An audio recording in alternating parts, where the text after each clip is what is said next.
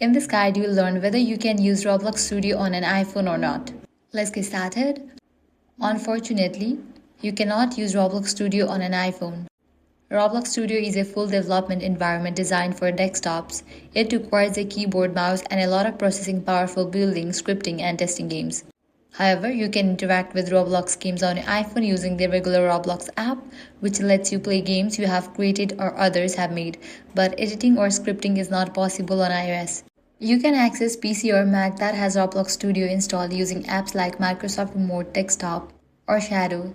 This lets you control Roblox Studio from your iPhone, but the interface can be clunky on a small touchscreen. Also, some iPads can run a version of Roblox Studio via remote access or virtualization, which is a bit more practical than an iPhone.